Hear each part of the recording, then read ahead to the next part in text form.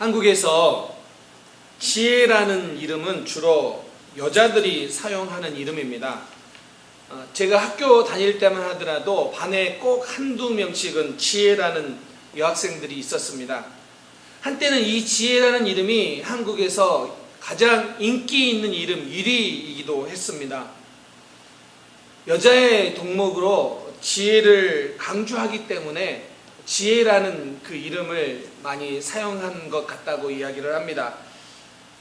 이것은 외국에서도 마찬가지입니다. 프랑스 여배우 소피 마르소, 거기에서 이 지혜를 뜻하는 그리스어 소피아에서 나온 이름입니다. 근데 이 소피라는 이름을 생각보다 많은 사람들이 사용하고 있다는 것이죠. 이 지혜라는 헬라어 소피아와 히브리어로 호크마인데 이 둘 다 여성형 명사입니다. 지혜는 여성형 명사로 기록하고 있습니다. 잠언에서도 이 지혜를 여성으로 의인화해서 언급을 합니다. 잠언 1장 20절에 보면 지혜가 길거리에서 부르며 광장에서 그 소리를 높이며, 지혜인데 이게 마치 여성으로 의인화해서 말하는 것처럼 표현을 하고 있습니다. 성경은 이 지혜를 매우 고귀한 존재로 묘사를 합니다. 욥기 28장 15절에 보면 지혜를 순금으로도 바꿀 수 없고 은을 달아도 그 값을 당하지 못하리라 라고 이야기합니다. 그러니까 지혜가 얼마나 귀한 것인지를 표현하고 있는 것이죠. 오늘 본문에도 보면 지혜라는 단어가 자주 등장합니다. 당시 고린도라는 도시는 번창하는 국제 무역 도시이고 산업 도시였습니다. 그래서 다른 많은 지역에서 무역 상인들과 사업가들이 성공의 꿈을 안고 이 고린도라는 도시로 이주해 왔습니다. 그래서 많은 사람들이 모였기 때문에 경쟁이 심했고 그 경쟁에서 살아남기 위해 그들은 지혜를 추구했습니다. 그런데 그들이 성공을 위해 추구하는 그 지혜는 세상의 지혜에 더 끌렸다라는 것이죠. 근데 문제가 무엇입니까? 그 세상의 방법과 세상의 지혜를 가지고 성도들이 그들의 삶이나 교회 안에서 그 지혜를 논하고 있다라는 것입니다. 오늘 성도들의 삶에 혹 교회 안에 세상의 논리와 세상의 지혜로 무엇인가 문제를 해결하고 무엇인가 이슈를 해결한다면 오늘 우리는 본문 말씀을 다시 한번 주목해 봐야 됩니다. 오늘 본문은 그렇게 이야기합니다. 주님께서 바울을 보내신 이유는 복음을 전하기 위함이다. 그리고 오늘 18절에 그 복음의 핵심은 십자가다라고 이야기를 합니다. 그런데 이 십자가를 뭐라고 이야기하냐면 18절에 보면 십자가의 도가 멸망하는 자들에게는 미련한 것이요 구원을 받는 우리에게는 하나님의 능력이라. 동일하게 십자가의 복음을 이야기하는데 반응이 달라진다는 거예요. 어떤 사람들은 그것이 하나님의 능력이라고 고백하고 경험되지만 어떤 사람들은 오늘 본문에 뭐라고요? 미련한 것이라고 생각한다는 거예요. 여기서 미련한 것, 이게 모리아인데 영어 단어로 모란, 이게 바보, 천치라는 뜻이에요. 그러니까 십자가의 복음을 듣고 어떤 사람은 하나님의 능력이다라고 그것을 받아들이고 그렇게 경험하는데 어떤 사람들은 그것은 미련한 것이야 라고 생각하는 사람도 있다는 것입니다. 그 표현을 이렇게 이야기합니다. 22절, 23절에 보면 유대인들은 표적을 구하고 헬라인은 지혜를 찾으나. 왜 이게 문제가 되냐? 왜 유대인들은 이 십자가를 바라보면서 어떤 유대인들은 그것을 받아들이지 못하느냐? 여기서 이렇게 이야기하죠. 유대인들은 표적을 구한다고요. 이게 대표적인 게 이런 의미입니다. 당시 유대인들은 표적을 보여줄 메시아를 기대했습니다. 그 대표적인 게 이스라엘 백성들이 애굽에서 종살이 할 때 10가지 이적들을 하나님께서 나타내시고 그들을 출애굽시키시며 홍해를 만났을 때 홍해가 갈라지는 표적을 보여주셨습니다. 그러니까 지금 로마에 압제당하고 있는 그들에게 메시아는 그 표적을 나타내며 지금 로마에게 본때를 보여줄 것이라고 생각했습니다. 그렇기 때문에 이적을 보여주는 것, 그것이 하나님의 능력이다, 이렇게 그들은 생각하고 있었습니다. 그런데 예수 그리스도는 십자가에서 죽었단 말이에요. 그런데 십자가에 달려 죽으신 그 예수 그리스도는 그들이 생각할 때 너무 무능해 보였다라는 거예요. 그들은 표적이 능력인데 죽임당한 예수 그리스도는 무능해 보였다라는 거예요. 그래서 십자가에 달린 예수를 이야기하면 넘어지는, 거리끼는 것, 그런 이야기라는 뜻이에요. 반면에 헬라인들은 지식을 좋아했습니다. 그래서 그들은 논리적으로 토론하고 이성적으로 납득이 되어져야 믿을 수 있는 사람들입니다. 이렇게 이성이 중요한 헬라인들에게 십자가는 이해가 되지 않는 거예요. 여러분 생각해 보세요. 하나님의 아들이 십자가에 못 박혀 죽임을 당한다는 것, 이게 이성적으로 이해가 될까요? 가장 철저한 패배와 가장 무능력의 상징인 십자가, 가장 잔인한 사형 방법인 그 십자가에 처형된 예수 그리스도, 근데 그분이 하나님의 아들이다? 그게 이성적으로 납득이 되어지지 않는 거예요. 그래서 헬라인에게도 그 십자가는 받아들이기 어려운 것이었다는 뜻입니다. 여러분, 이게 마치 이런 거 아니겠습니까? 제가 신학교 다닐 때 기숙사에 사는 선배들의 방에 가보면, 저는 1학년이었기 때문에 선배들의 방 가면 책장이 있잖아요. 기숙사에 책장들이 있는데 그 책장에 보면 이렇게 영어로 된 책들이 있어요. 그러면 제가 그게 너무 멋있는 거예요. 아, 저 선배는 영어를 얼마나 잘하길래 저런 책을 가지고 있나. 그랬더니 어느 한 날은 어느 선배 방에 들어갔더니 거기에는 영어로 된 주석이 이렇게 한 질이 있어요. 영어로 된 주석이 한 질로 있으면 어느 정도냐면 한 60권 이상 정도가 되는 책들이 쫙 있는 거예요. 너무 멋있어가지고 제가 그 선배님에게 물었습니다. 선배님, 이 책들이 뭡니까? 이 책들 보십니까? 라고 물어봤더니 이렇게 대답하더라고요. 아, 그거 장식용이야. 그래서 책장에 영어로 된 책 몇 권 정도 있어야지, 그런 신학서적이 몇 권 정도 있어야지 멋있어 보인다는 거예요. 제가 그 말을 듣고 보니까 정말 그런 것 같았어요. 그래서 저도 영어로 된 신학서적을 몇 권 구입했습니다. 그리고 책장에 딱 이렇게 끼워놓고 있었습니다. 그리고 그걸 보면서 혼자 뿌듯해했습니다. 절대 보지는 않고요. 근데 지금 그 책 어디 갔는지 저도 모르겠어요. 여러분, 그런데 집집마다 기준은 다르지만 제가 가보면요, 집집마다 장식용 책들이 있어요. 꼽아놓고 보는지 안 보이는지 대충 보면 알아요. 먼지가 수북이 쌓여 있지만 그런 책들 다 있지 않습니까? 네. 네. 저도 그런 느낌이에요. 지금 이성적으로 납득이 되고 논리적으로 무엇인가 돼야지 이게 지식이고 이게 지혜고 이게 능력이고 이게 하나님이 아들이라고 믿어지는데, 십자가에 죽어버린 예수 그리스도는 그들이 이야기할 수, 논리적으로 이해가 되지 않는 것이라는 뜻이에요.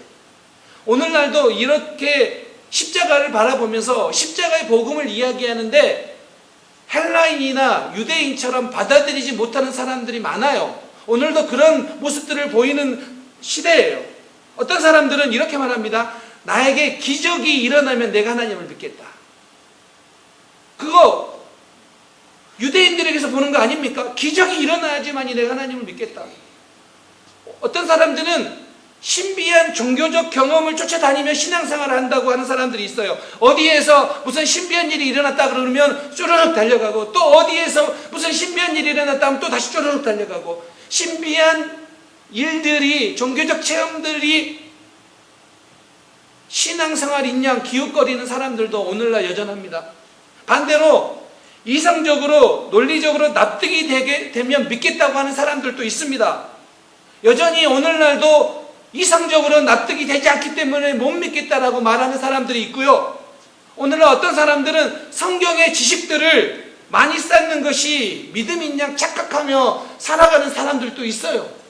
그래서 그들에게 자랑은 뭐냐면 내가 성경 지식을 이렇게 많이 안다예요. 자기 수준이지만. 그런데 여러분, 정말 아이러니한 것은 이런 시대에도 여전히 이단이 득세를 해요. 그런데 여러분, 그 이단들이 말하고 있는 논리가 무엇입니까? 새로운 거래요. 새로운 것이기 때문에 그 새로운 가르침을 받아야 된다는 거예요. 그런데 여러분, 그 새로운 가르침이라고 한 그것이 잘못됐는데도 불구하고 그 잘못된 것에 미혹당하는 게 오늘날 사람들의 모습 아닙니까? 그러니까 오늘날도 여전히 유대인이나 헬라인처럼 나는 이래서 믿지 못한다, 나는 이래서 믿지 못한다고 하는 사람들이 있다라는 거예요. 그런데 오늘 유대인이든 헬라인이든 당시 문화로 접근해 보면 십자가에서 이야기하는 지혜는 어쩌면 매력적이지 않는 것일 수도 있어요. 이 세상의 관점으로 보면. 그런데 중요한 것은 24절입니다. 오직 부르심을 받은 자들에게는 유대인이나 헬라인이나 그리스도는 하나님의 능력이요 하나님의 지혜니라. 아멘. 오직 부르심을 입은 자들에게는 그리스도는 하나님의 능력이요 하나님의 지혜라는 거예요. 우리가 어떻게 하나님의 능력을 경험하고 어떻게 하나님의 지혜를 소유할 수 있습니까? 그게 바로 그리스도라는 뜻이에요. 오늘 부르심을 입은 우리들에게 십자가는 하나님의 지혜이고 하나님의 능력이라고 분명하게 성경은 우리에게 선언하고 있습니다. 선포하고 있습니다. 그런데 그렇다면 우리는 이 십자가에 관련되어서 십자가에 달리신 그리스도, 십자가의 그리스도에 관련되어서 무엇을 알아야 될까요? 어떻게 우리가 살아야지 이 하나님의 지혜를 소유하고 이 하나님의 능력을 소유하며 살아갈 수 있을까요? 첫 번째는요, 하나님의 일하시는 방식은 십자가의 방식이라는 거예요. 자, 십자가의 방식이 무엇일까요? 이 십자가의 방식은 인간의 욕망적인 그 마음들, 인간적 욕망들을 죽이고 세상이 말하고 추구하는 지혜를 거부하는 거예요. 십자가의 지혜는 세상이 이야기하는 지혜와 다르다는 거예요. 오늘 18절을 눈여겨봐야 되는데, 십자가의 도가 멸망하는 자들에게는 미련한 것이요 구원을 받는 우리에게는 하나님의 능력이라고 말합니다. 이제 우리말 성경에서는 멸망하는 자들과 구원을 받는 우리에게라고 표현되어 있는데 이게 사실은 현재 진행형이에요. 원문의 이야기를 보면. 그래서 이렇게 표현해야지 더 정확한 번역이에요. 멸망하고 있는 사람들, 진행형. 그리고 구원을 받고 있는 사람들, 진행형. 진행형으로 봐야 됩니다.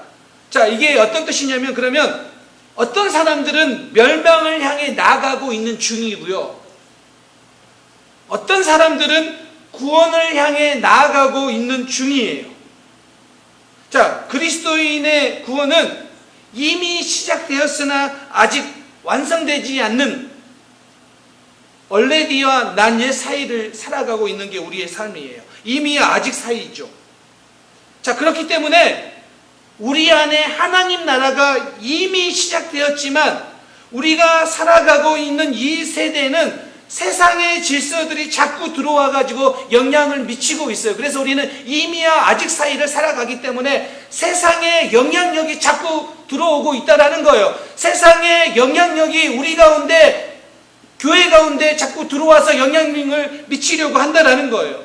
그렇기 때문에 중요한 것은 무엇이냐면, 성도인 우리는, 교회인 우리는 그 가치가 자꾸 우리 가운데 들어오는 것이 이상한 것이 아니라 이미와 아직 사이를 살아가기 때문에 그렇게 세상을 향해 들어오는 그 가치들을 잘 분별하여서 단절하며 구별하며 살아가는 것이 중요하다는 거예요.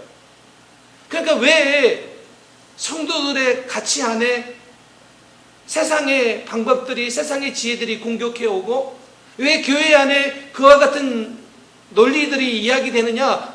당연한 거예요. 세상이 그렇게 우리를 공격해 온다라는 거예요. 그런데 중요한 것은 무엇이냐면 그것들을 잘 분별해낼 수 있는 지혜, 능력, 그것들을 잘 분별해내어 그것들로부터 단절시킬 수 있는 우리의 믿음, 그게 중요하다는 거예요. 그래서 20절에 보면 이렇게 이야기합니다. 이 세대의 지혜들을 보면 대단한 것처럼 보여요.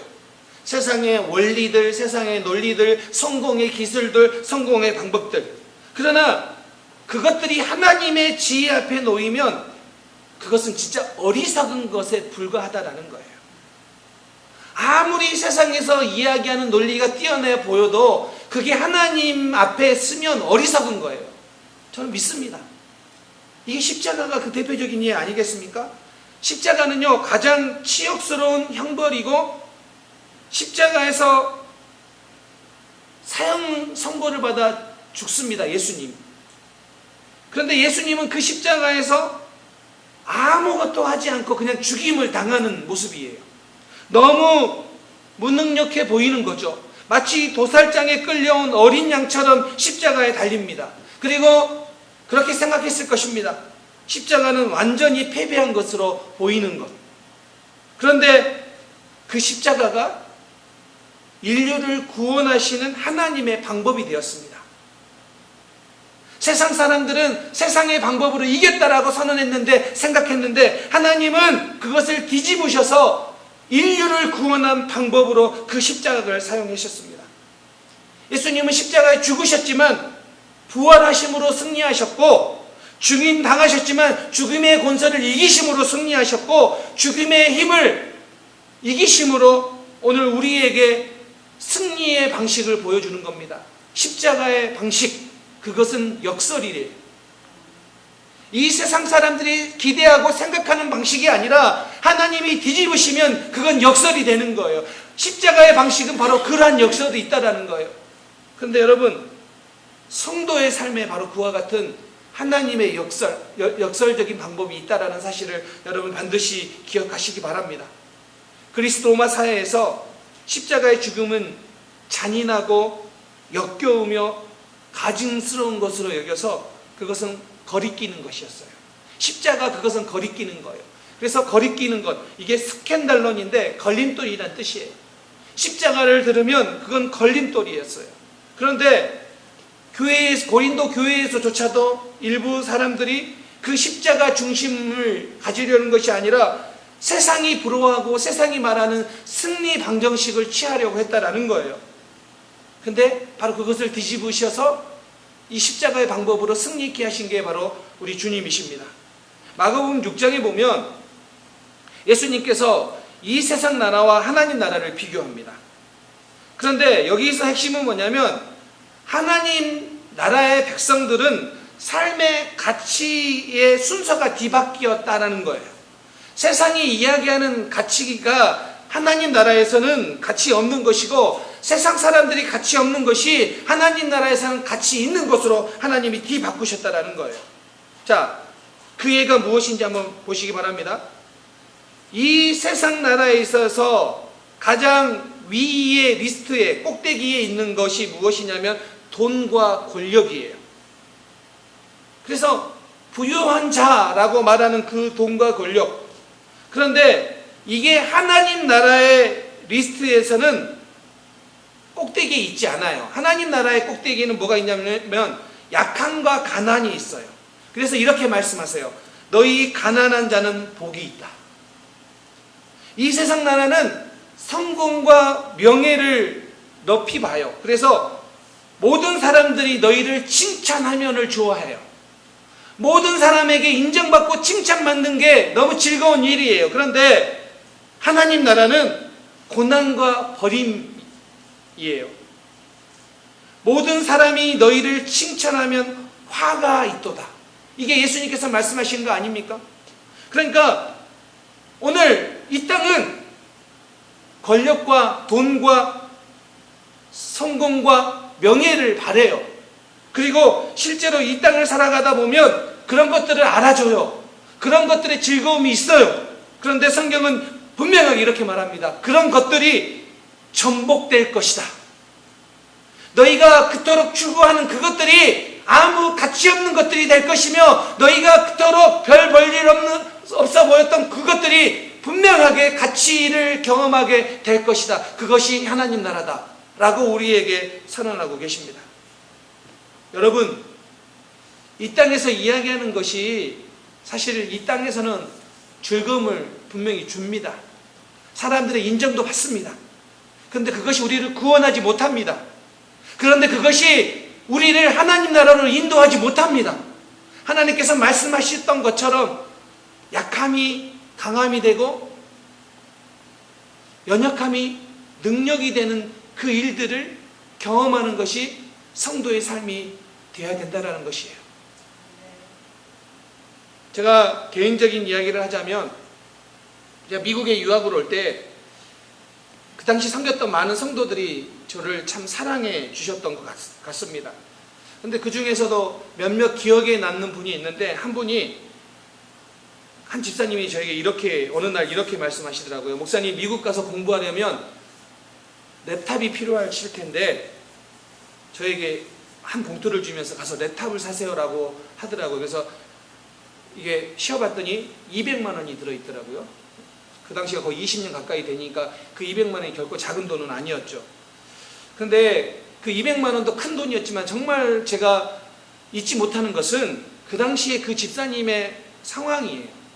가정 상황이 어려워서 집을 팔아서 전세로 가야 되는 상황이고요.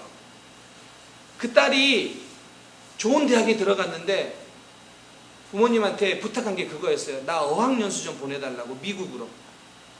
그런데 돈이 없어서 미국에 어학연수를 보낼 수 있을지 모를지를 모르는 상황이에요. 그럼 그 200만 원이면 그 딸이 몇 개월이라도 할 수 있는데 도움이 될 만한 돈인데 그것을 저에게 주더라고요.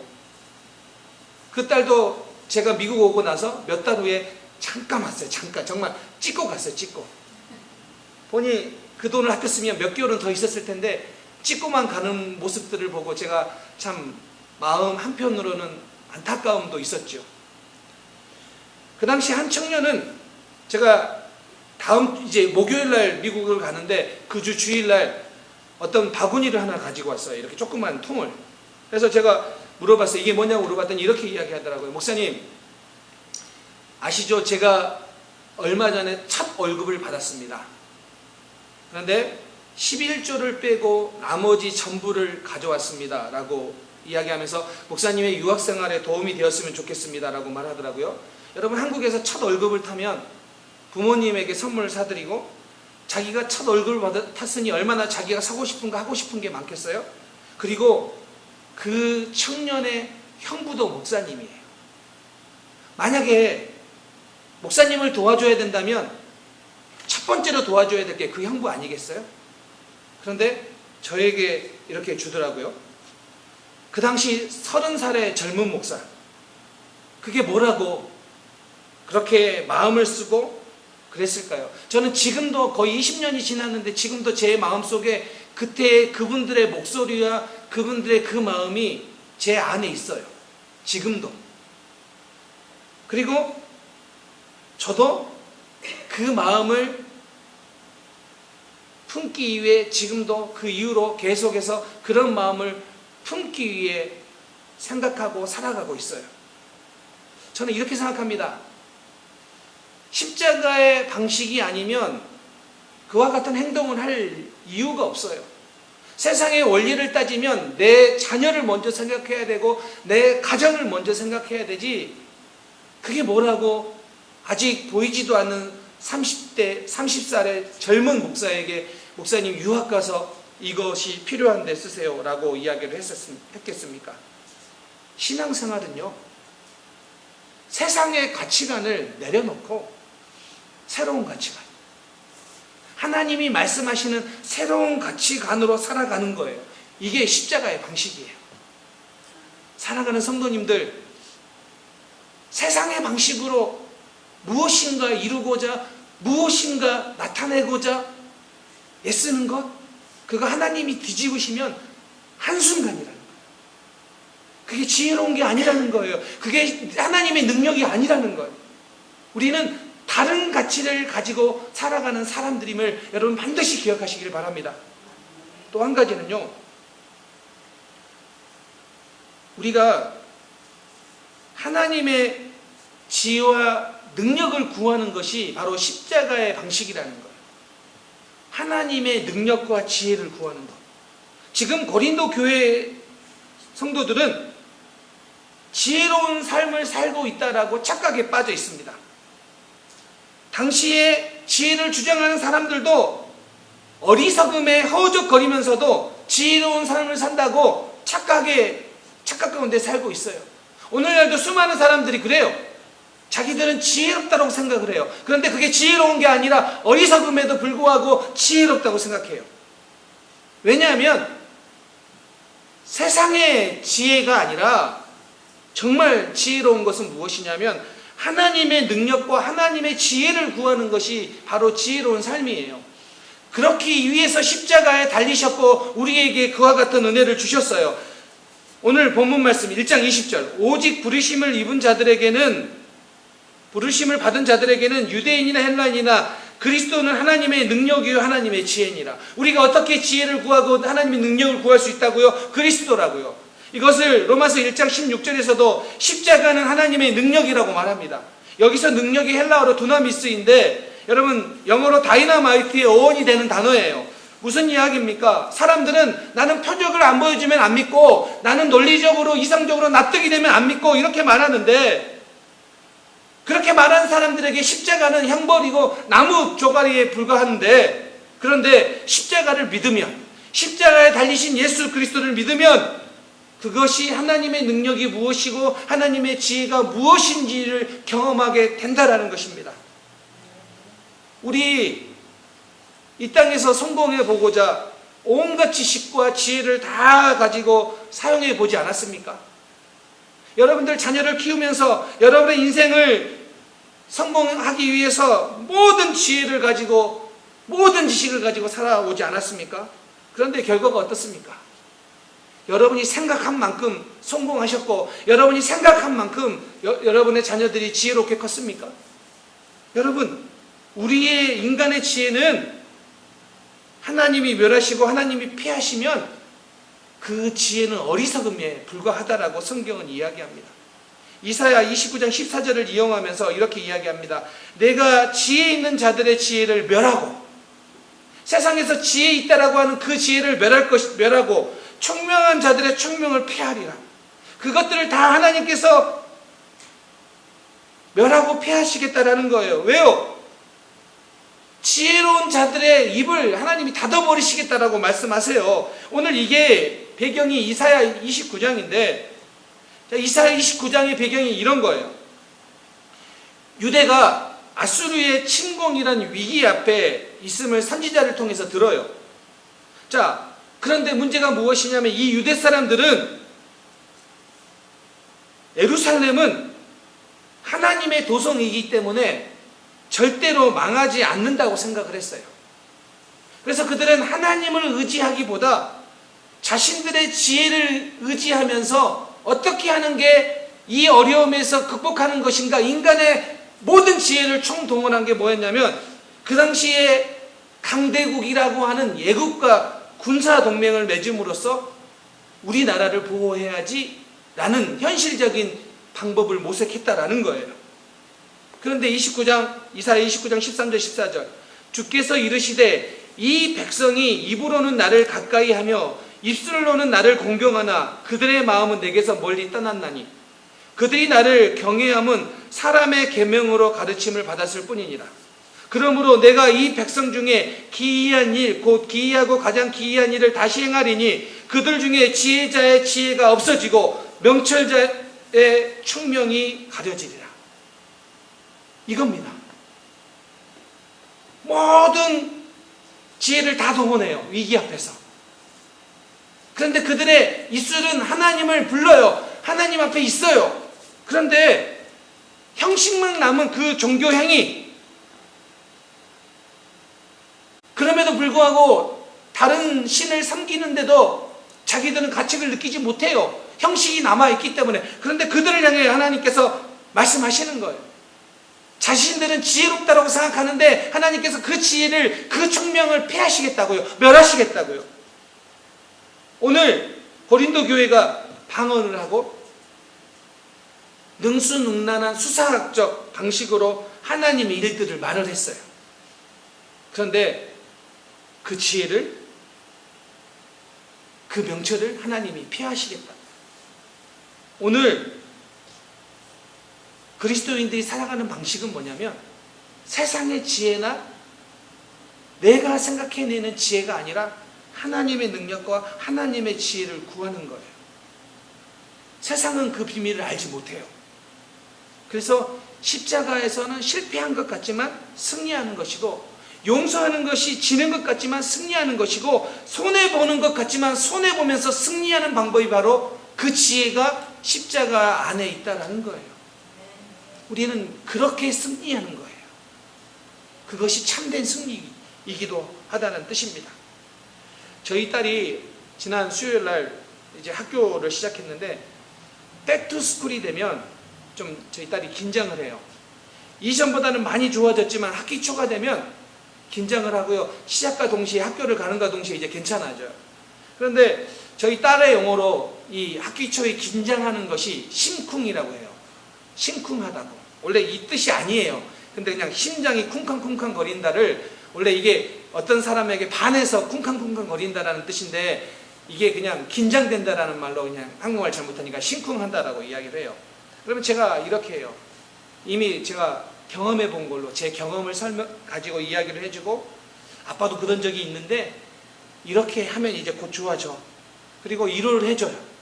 심지어는 맛있는 것도 사줘요. 자, 이제 학교 가니까 아빠가 맛있는 거 사줄게. 뭐 먹고 싶어.